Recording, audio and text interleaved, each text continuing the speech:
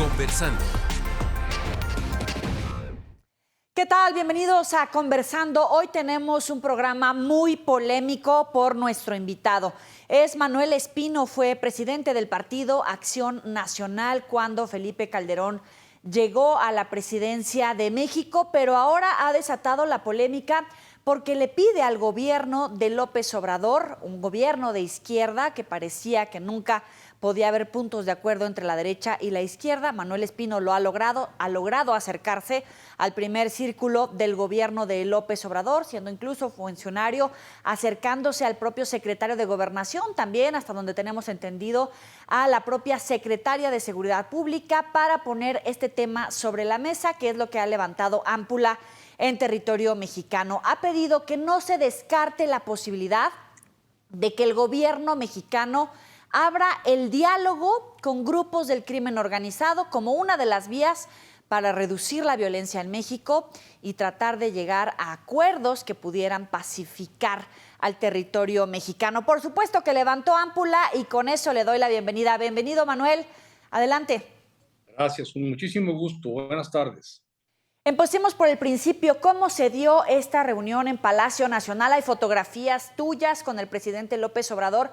¿De qué hablaron? Es para empezar la pregunta. Yo tenía pendiente ver al señor presidente y solicité una cita recientemente para plantear algunos temas. Tal vez tú recuerdas y el auditorio tal vez esté enterado que en el 2018 la organización que yo presido en este momento en México y que ya la estamos instalando en varios países de América Latina, que se llama Ruta 5, apoyamos en su campaña presidencial al hoy presidente de México.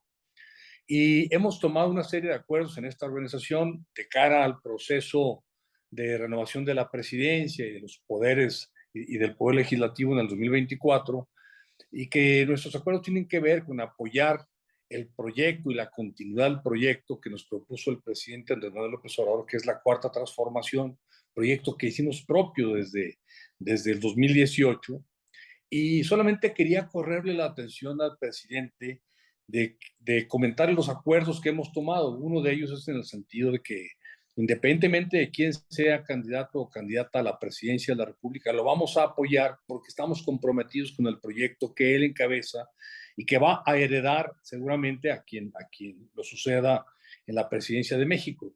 Pero también le dije que no solamente estábamos dispuestos a apoyar a quien sea candidato o candidata, sino que desde ahora ya decidimos apoyar o promover o dar a conocer, difundir los méritos, las acciones, los logros de la doctora Claudia Sheinbaum.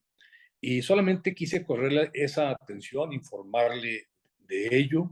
Le reconocí que siendo presidente decida no participar en el proceso de definición de la candidatura, que él se mantenga al margen, que no delinea, que no... le reconocí que esté en esa actitud de demócrata y solamente fui a ello. Le platiqué lo que hemos hecho en nuestra organización, le platiqué que hemos desdoblado nuestra estructura a otros países. Le compartí los saludos del presidente Luis Abinader de República Dominicana, con quien recientemente estuve, porque también allá en ese país estamos haciendo algún trabajo como organización, promoviendo lo que en México es el concepto de la 4T, que consiste fundamentalmente en que el poder público no se someta a poderes, al poder económico o a otros poderes fácticos. Le fue informar al presidente Luis Abinader lo que estamos haciendo en República Dominicana y se expresó de manera excelente el presidente de México y me pidió que le diera sus saludos. Y eso hice. A eso fui exclusivamente a Palacio Nacional. Tú dices que tuviste este acercamiento para plantearle que tu movimiento va a respaldar a Claudia Sheinbaum, pero ¿él la respaldó o tuvo alguna diferencia, alguna apreciación por alguna otra de las llamadas corcholatas? No, él dijo que cualquiera, lo ha dicho públicamente, por eso lo digo ahora, no estoy revelando nada que haya sido solamente ahí en privado. Él reiteró conmigo o me ratificó lo que ha dicho públicamente, que él va a respetar quien sea el candidato o candidata. Él me dijo que los que han los que se ven como posibles candidatos, quienes son vistos ahora como prospectos o como él lo ha llamado como corcholatas. Cualquiera de ellos que llegue a ser presidente de México, sé que va a hacer una buena labor, sé que hará un buen papel como en la presidencia de la República y hasta ahí. O sea, no, no da señales de preferencia por alguien en particular, si es lo que me preguntas. Manuel, ¿hay manera de volverte a ver ahora en el gabinete de López Obrador? ¿Algún espacio en el gabinete que pudieras ocupar próximamente? Candidatos no hay, yo solamente eh, eh, estoy informando que en la organización que tenemos, en nuestro Consejo Nacional, después de varias reuniones sucesivas, decidimos varias cosas. Una, ratificar nuestro compromiso con la Cuarta Transformación, apoyar al presidente en todo aquello que sea para bien del país. Y por supuesto, lo que ya mencioné, desde ahora, dar a conocer en la medida de nuestras posibilidades en todo el país quién es la doctora Claudia Sheinbaum, sin proponerla como candidata. Simplemente queremos que las y los mexicanos sepan quién es ella y los logros que ha tenido en el ámbito de lo social, en el ámbito gubernamental. Y hasta ahí. Déjame insistir, ¿pero sin cargo en el gobierno? No, sin cargo. Yo tuve un cargo en el gobierno federal actual, renuncié a él primero pedí licencia hace un poco más de un año, después formalicé mi renuncia porque levanté la mano para ser considerado a la candidatura del gobierno de mi estado de Durango. No se dio eso, pero también públicamente yo había dicho que si no se daba la candidatura, de todas maneras renunciaría para apoyar a quien sí fuera candidato o candidata y además apoyar campañas en otros estados de la República. Por eso renuncié al Servicio de Protección Federal, no tengo un cargo de gobierno, no estoy aspirando a un cargo de gobierno, no me veo en el gabinete de la siguiente presidencia de la República, no es por ahí.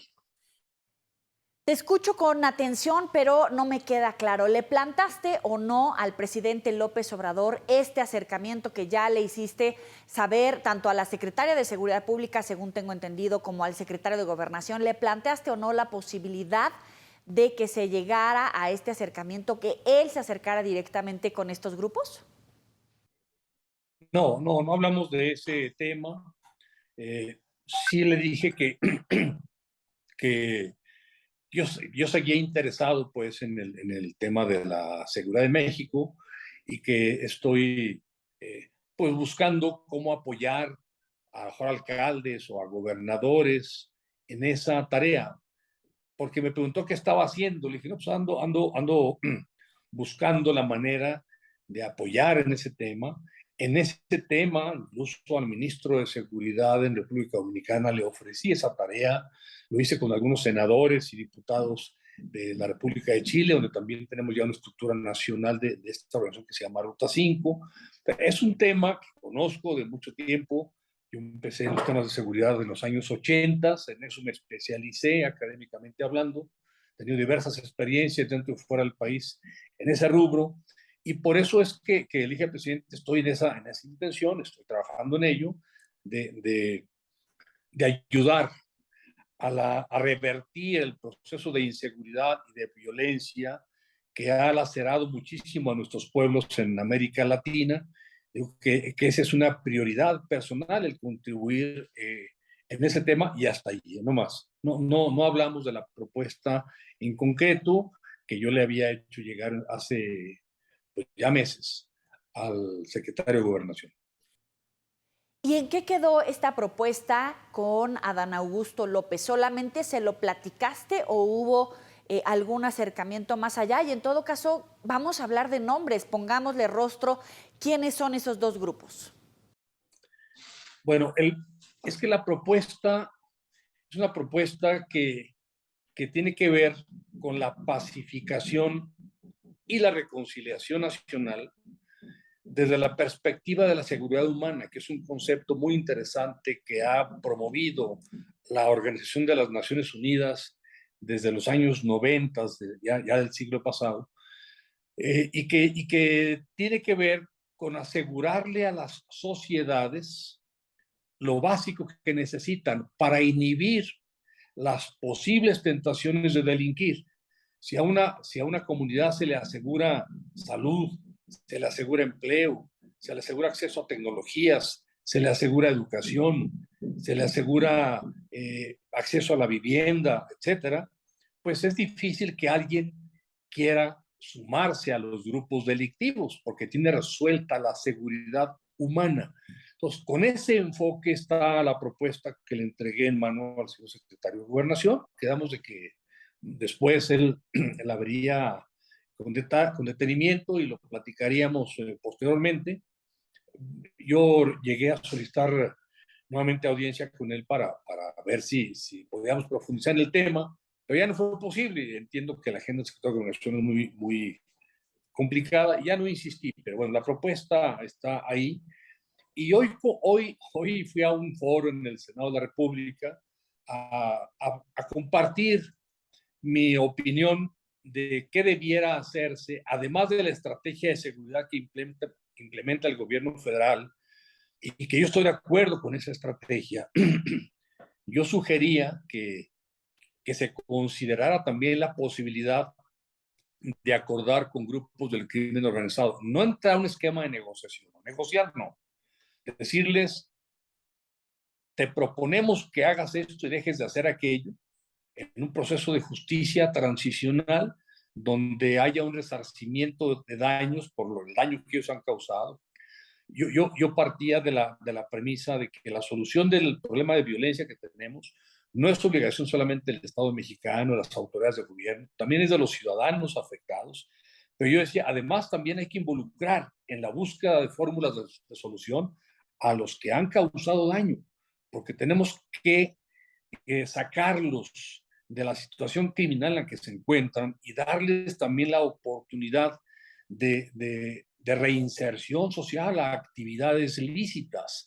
No todo puede ser confrontación, no todo puede resolverse a balazos. Eso no ha funcionado. Compartí algunos criterios que yo mismo he comentado en diversos foros y que están contenidos en esa propuesta que hace, pues yo que aproximadamente un año que se la entregué al secretario de Gobernación, pero fue hoy, pues, digamos, destapar nuevamente esas propuestas, de que no descartemos la posibilidad de acordar. Yo cuando le entregué la propuesta al secretario de Gobernación, le dije que era mi intención socializar esta propuesta y que incluso que la pudieran ver personas que están dedicadas a actividades ilícitas, y se presentó la oportunidad de hacerlo y lo hice. No hablé con grupos, no hablé con jefes de grupos, no, simplemente hubo la manera de desplazar la propuesta y sí, recibí una respuesta de dos agrupaciones en el sentido de que si lo que estoy planteando ahí se implementara en México, ellos estarían dispuestos a contribuir para pacificar, para bajar la violencia. Entre las propuestas, pues está también, se incluyen cosas como involucrarlos en la creación de instituciones de rescate de jóvenes que están atrapados en las drogas, o que ellos mismos abran instituciones de reinserción social de jóvenes y también darles ahí la oportunidad de reinsertarse paulatinamente, si no ellos, a sus familias, que ya no continúen con negocios ilícitos, que abran negocios lícitos y que el Estado les dé esas facilidades. O sea, eso es ese tipo de propuestas, no es negociar, no es aceptar condiciones de ellos, es más bien ponerles condiciones a cambio de abrirles una fuerza, una ventana, abrirles una rendija por la cual puedan reinsertarse en la sociedad de una manera lícita. No quiero profundizar en los detalles de la propuesta porque es abundante, pero ese es el espíritu, no es una propuesta de establecer vínculos de complicidad con el crimen organizado. Con el crimen organizado no se puede hacer eso. La propuesta lo dice explícitamente, no se puede gobernar con ellos porque eso es complicidad, pero tampoco se puede gobernar estableciendo una guerra con ellos, porque eso ya lo hemos vivido en México y lo estamos viviendo todavía estamos viendo las consecuencias de una guerra frontal, armada. Eso no funciona. Entonces, por eso la propuesta implica que haya la posibilidad de proponerles un acuerdo para que dejen paulatinamente la actividad ilícita a la que se dedican. ¿Cuáles son los términos de este acuerdo? ¿Legalizar, abrir una vía particular para la marihuana? ¿Qué pasa entonces, por ejemplo, con todas las drogas sintéticas? Y también cabe la pregunta, ¿hay un planteamiento para negociar la entrega de territorios, la división de territorios? ¿Podría llegar hasta allá? ¿O cómo pacificar, cómo alcanzar una negociación entre bandas criminales que para muchos resulta polémico, descabellado, pero quiero conocer cuál es tu propuesta en realidad? No, pero mira, pero si hay una propuesta muy específica que es, por ejemplo, el legislar para que pueda industrializarse la planta de la cannabis, no la venta del enervante, de lo que conocemos la marihuana, la hoja de la planta, de la cannabis, del tallo, que es rico en muchas cosas, tiene muchas propiedades muy aprovechables. Se pueden hacer maderas, se pueden hacer pisos preciosos, se pueden hacer aceites, se pueden enriquecer materiales de pavimentación, se pueden hacer muchas cosas extraordinarias que otros países los aprovechan y nosotros quemamos la planta, el árbol, en lugar de industrializarlo. Pasa, por ejemplo, por esa propuesta. Y en México tenemos expertos en el cultivo de la cannabis. Bueno, pues nada más que no vendan la hoja, que no vendan la marihuana, que industrialicen el tallo. Entonces, eso, por supuesto, a los que la producen, pues nos gusta la idea. Es por ahí la propuesta. Perdóname que te insista, pero ¿repartir territorios está sobre la mesa? No, eso no, de ninguna manera. No, eso es terrible, porque entonces es concederles autoridad en fracciones territoriales del país. No, por supuesto que no. ¿Solo marihuana u otro tipo de drogas? Porque vemos una guerra, una campaña desde Estados Unidos contra el fentanilo, contra el cristal. ¿Solamente se reduciría tu propuesta a la marihuana? No hablamos. No he hablado del tema con nadie. Yo hice la propuesta, la entregué al secretario de Gobernación, y cuando deslicé la propuesta no deslicé el documento. Simplemente personas que tienen acceso a ellos, les dije de qué se trataba, en qué consistía. Después me buscaron y me buscaron, debo decirlo. O sea, no los busqué, me buscaron a propósito de que yo había levantado la mano para ser candidato en Durango. Me dijo, si usted llega a ser candidato, ¿qué va a hacer con nosotros? Bueno, pues eso lo tengo muy claro, con usted no se puede gobernar, pero tampoco se les puede declarar la guerra, pero tampoco se puede ser indiferente al hecho de que ustedes están presentes ahí. Bueno, lo que tiene que haber respeto. Ustedes ya no pueden andar corrompiendo funcionarios, dándoles maletas de dinero. En todo caso, ese dinero inviértanlo en acciones o hasta en empresas que sean lícitas, porque eso de andar persiguiendo el dinero, que la ruta del dinero para quitarle sus cuentas bancarias, eso genera guerra. Yo prefiero que haya un tiempo perentorio, acordado, es decir, durante este tiempo invierte tu dinero, y decirles en qué, en obra social y también en generación de empleo. ¿Por qué no? En lugar de que ese dinero se lo den en maletas a un secretario de seguridad pública municipal o de seguridad estatal, o en lugar de que le den ese dinero a comandantes de policía a cambio de que les liberen rutas de tránsito de drogas, ¿no? Mejor que usen ese dinero en obra que combata la corrupción, que atienda víctimas y que generen empleo. Tenemos muchísimas más dudas, muchísimas más preguntas acerca de cuál es la evaluación entonces de Manuel Espino respecto a la política de seguridad, también del presidente en ese momento, Felipe Calderón, por supuesto, si esta estrategia de combatir al narcotráfico de manera frontal, la llamada guerra contra el narcotráfico, surtió mejores resultados que la actual política de abrazos no balazos. También le voy a preguntar para que se prepare acerca de si se está militarizando México o no, y por supuesto la polémica reforma electoral. Vamos a hacer una breve pausa, volvemos. Estamos conversando con Manuel Espino. Usted ya escuchó de su propia voz, con sus propias palabras, cuál es esta propuesta que le hace el gobierno del presidente López Obrador para abrir el diálogo con grupos del crimen organizado. Muchos dicen que después de esta polémica reforma para que la Guardia Nacional dependa de la Secretaría de la Defensa Nacional, viene la madre de todas las batallas. La reforma político-electoral, después de esto que muchos califican como la militarización, y si de alguna manera estamos transitando hacia un gobierno antidemocrático, o por lo menos hay retrocesos. Vamos a llegar hasta ese punto, pero antes, Manuel Espino, quiero continuar platicando contigo. Déjame ponerlo en estos términos. ¿Son los que habitualmente se hablan de los que detentan el poder en Durango o de los que están buscando apoderarse de la plaza de Durango? Mira, no sé si detenten el poder, pero que han tenido influencia en el poder, por supuesto que sí.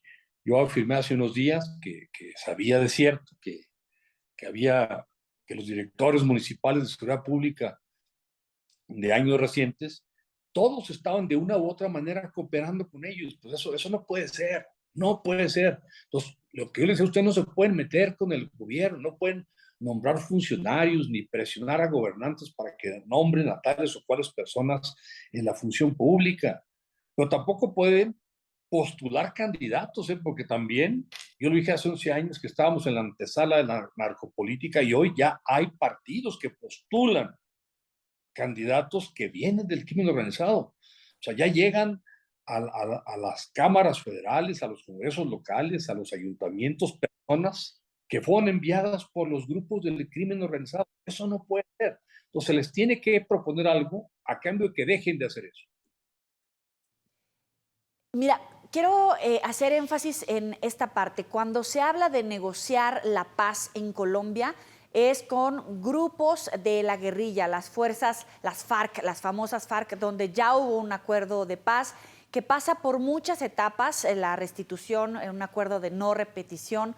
Por supuesto que eso tampoco quiere decir que haya perdón entre las víctimas, pero sí hay un proceso que empieza por, obviamente, rendir cuentas ante la autoridad, recibir una sentencia. Es un largo camino.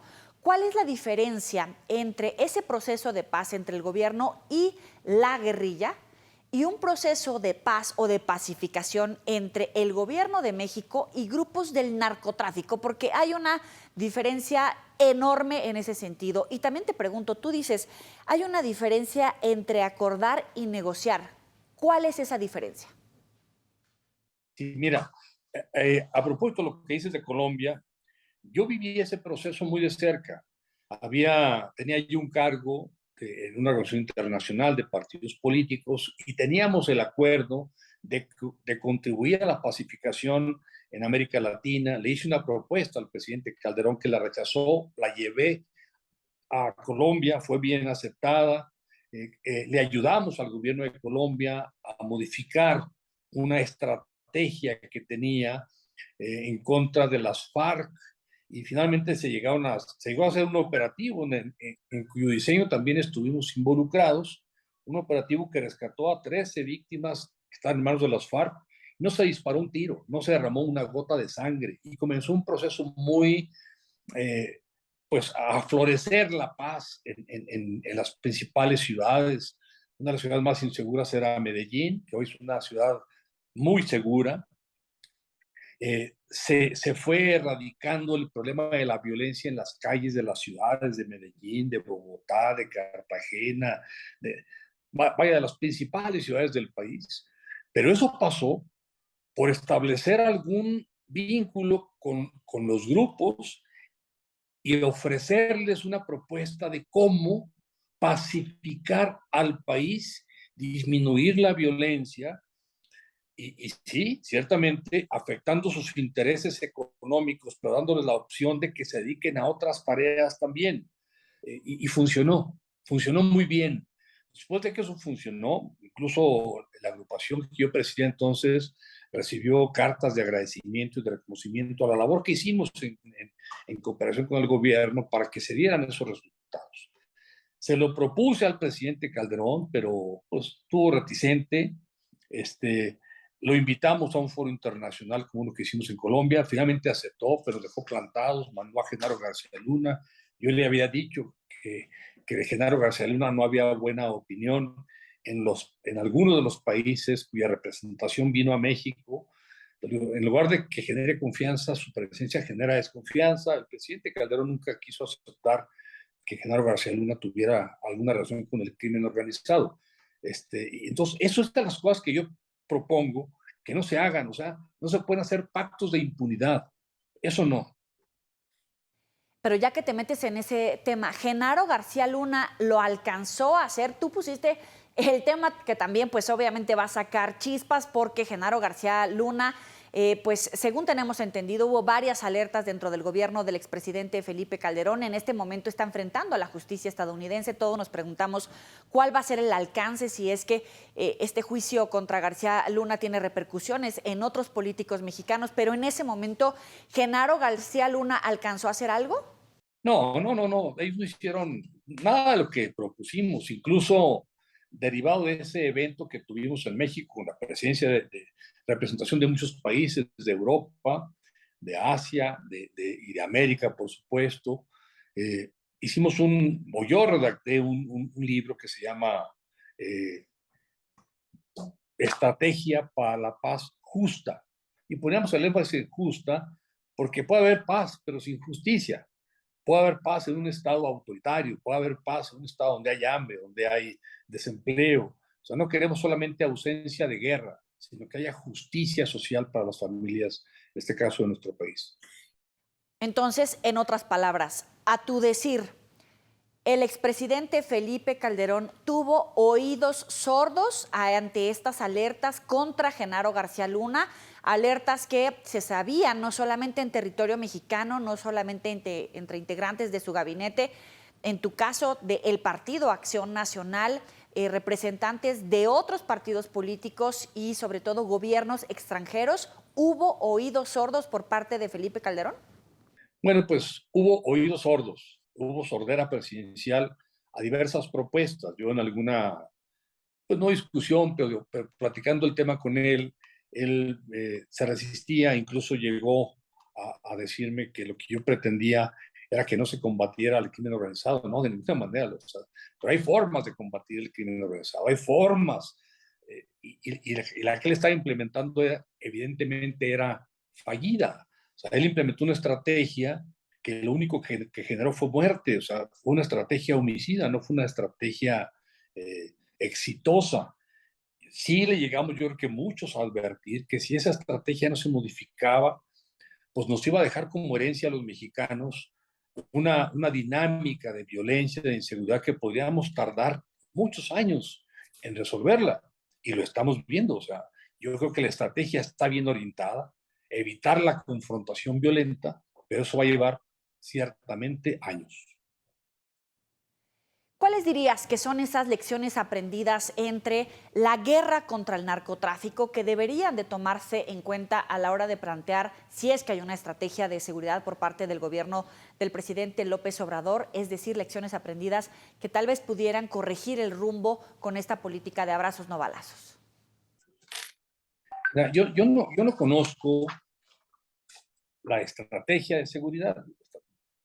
No es, digamos, una estrategia pública. Las estrategias no se dan a conocer, se esperan resultados de ellas. Sí, yo simplemente insisto en que la estrategia que se está implementando, cualquiera que sea, no desestime la posibilidad de decirles a los grupos criminales qué sí y qué no hacer a cambio de abrirles la posibilidad de su reinserción a la actividad social lícita, que se pongan paulatinamente dentro del marco de la ley. Mira, hay grupos criminales donde las familias de quienes ahí participan, pues no quisieran estar entre los balazos. Y ahí hay padres de familia que no quisieran que sus hijos sigan necesariamente la ruta que ellos siguieron por hambre, por desesperación, por lo que haya sido, simplemente por ambición de riqueza. Hay quienes no quisieran que sus familias sigan en eso. Bueno, pues demos la oportunidad de que a sus familias las inserten en actividades lícitas. Debe haber formas para ello. Es simplemente Es el espíritu de acuerdo que yo propongo, no es un pacto. Y me pedías distinguir negociación de un acuerdo. En la negociación las partes proponen algo y la contraparte cede. Aquí no hay que ceder nada, no hay que dar concesiones, simplemente decir, a ver, grupo delincuencial, te propongo que hagas esto, dejes de hacer aquello, ya no le pagues dinero a funcionarios, ya no corrompas policías, ya no vendas cristal, a lo mejor regrésate a la marihuana, pero que no te agarre yo con las manos en la masa porque te va mal, pero cristal ya no, que ese es terrible, fentanilo ya no, por ejemplo, esas cosas. Y yo te dejo usar tu dinero, que lo estás usando ahora para corromper funcionarios, te dejo usarlo para generar empleo.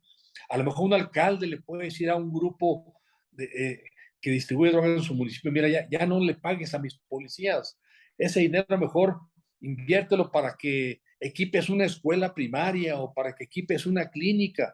Ese tipo de cosas que son para bien, yo digo, ¿por qué no hacerlas?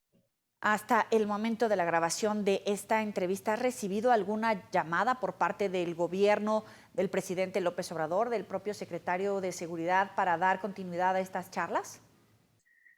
No, bueno, pues seguramente sí, porque lo que comenté en el Senado, pues alguien ahí lo, lo, lo dio a conocer, una pequeña parte, y además se generaron comentarios distorsionados de lo que yo propuse en ese foro, que es un foro abierto, no es un foro secreto, es un foro abierto, además con especialistas en seguridad, y hubo comentarios muy a favor de lo que propuse, porque también hay que atreverse. Yo les dije, miren, lo que voy a plantear puede ser resultar atrevido, pero tenemos que abrirnos a todas las posibilidades, en lugar de seguir sumando, acumulando en la estadística nuestros muertos, en lugar de seguirnos quejando, pues tenemos que buscar opciones con dimensión ética. O sea, no se trata de pactar con criminales, se trata de abrirles la puerta para que poco a poco se vayan insertando actividades lícitas. Ese es el tema.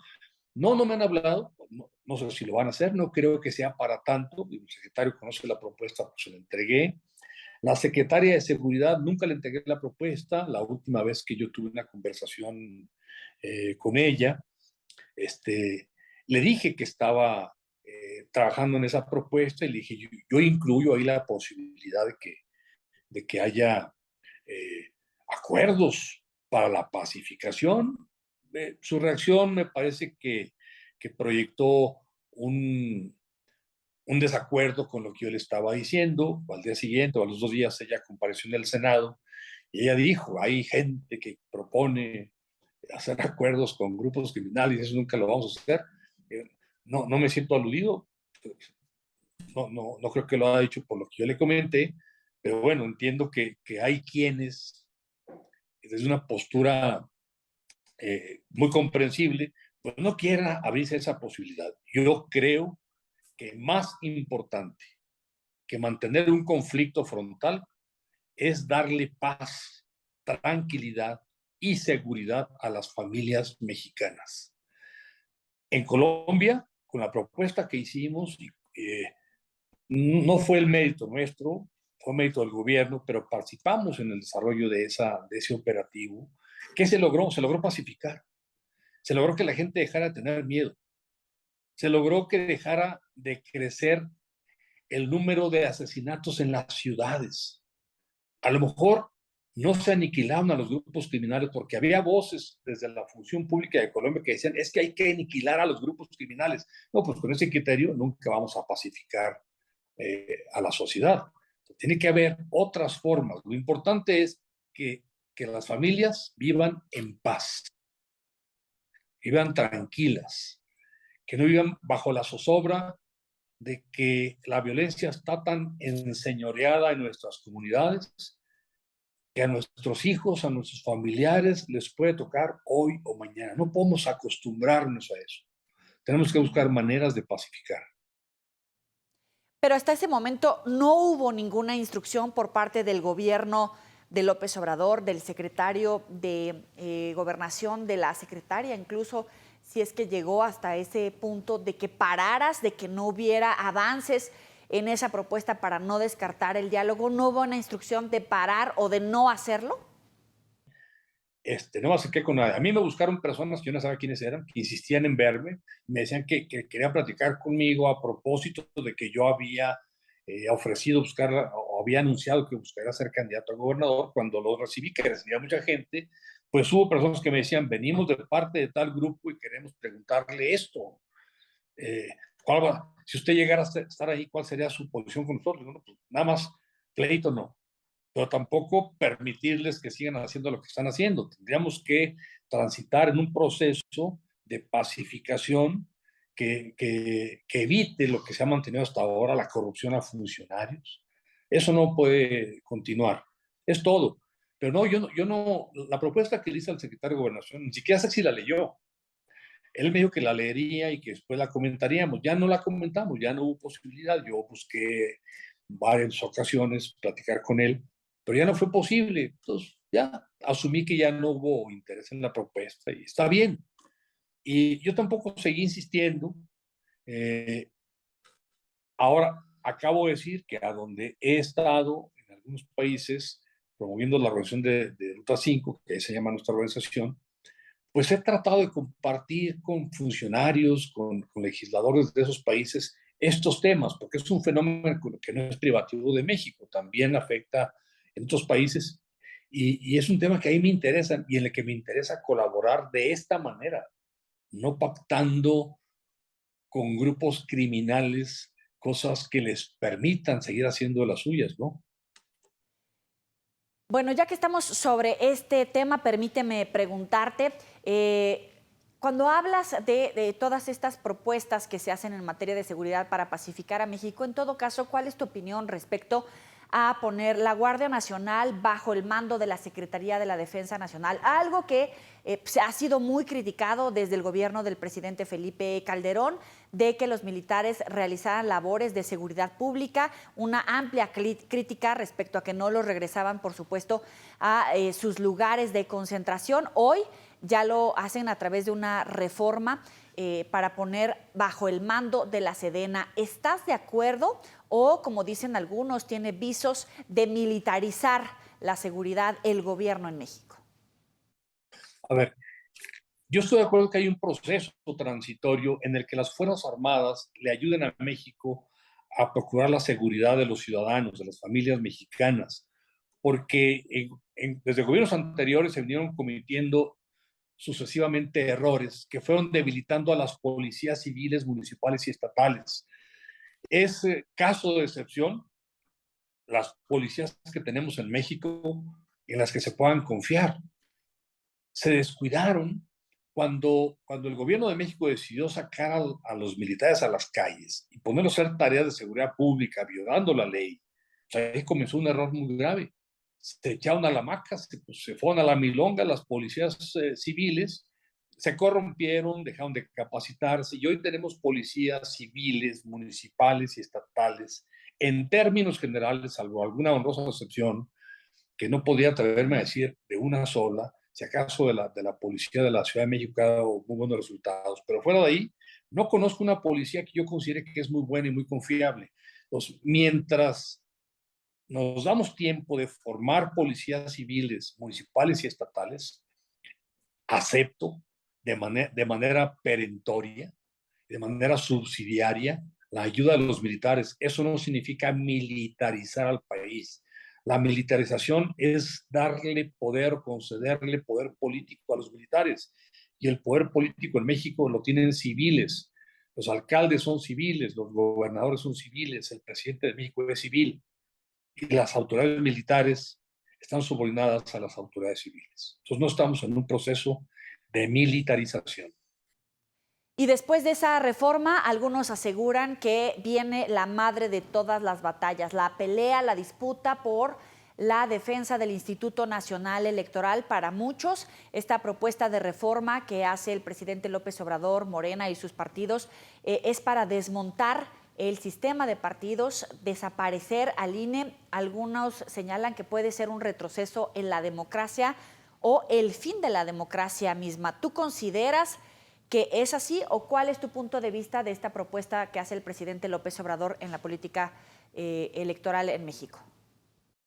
A ver, ya ese es otro tema del que no quiero abundar, simplemente quiero recordar que ha habido en el pasado propuestas del PRI, propuestas del PAN. Yo mismo subí a la tribuna legislativa federal una iniciativa a nombre del PAN, donde proponíamos fortalecer los órganos electorales, fortalecer su autonomía, disminuir el financiamiento público de manera considerable y disminuir la cantidad de senadores y diputados federales. En eso consiste básicamente la propuesta que ha impulsado el presidente López Obrador y que está en debate en el Congreso. No se plantea desaparecer al INE, se plantea sustituirlo por otro órgano electoral que no sea operado desde los partidos. Los partidos proponen a las autoridades del órgano electoral, pues es lógico esperar que luego esas autoridades favorezcan el interés de los partidos. Entonces, yo estoy de acuerdo en lo general con esa iniciativa. Ya los detalles, pues que los acuerden ahí en el Congreso, esa es su función. Pero qué bueno que se busque un órgano electoral confiable e imparcial. Qué bueno que tengamos no 500 diputados, 300 está bien, así fueran 400, pero 500 es muchísimo, y lo único que se logra es que lleguen muchas veces diputados que no saben ni a qué llegan, pero llegan en cantidad. Necesitamos darle calidad a la tarea legislativa y en ese sentido va la propuesta. Qué bueno que se disminuya la cantidad de senadores y qué bueno, por favor, que se disminuya el financiamiento público. El financiamiento público se aprobó hace muchos años, a finales de los 80, entre otras razones, para evitar que los partidos o los candidatos anduvieran pidiéndole a los criminales dinero para financiar campañas. ¿Qué es lo que pasó? Ahora reciben financiamiento público, pero muchos en los partidos o algunos dirigentes de partidos y muchos candidatos se dejan apoyar por el crimen organizado. Gracias, Manuel Espino, por la claridad, por responder todas las preguntas que no necesariamente fueron cómodas, pero de eso se trata, más que de coincidir, de tratar de escuchar todas las propuestas, de darte este espacio, por supuesto, a ti y al auditorio para ver cuáles son las posibilidades de coincidencias que resulta mejor para todos los mexicanos. Manuel Espino, gracias por estar con nosotros en Conversando No Tiene Pierde, y también gracias a ustedes por acompañarnos en una emisión más. Nos vemos la próxima. Pásela muy bien.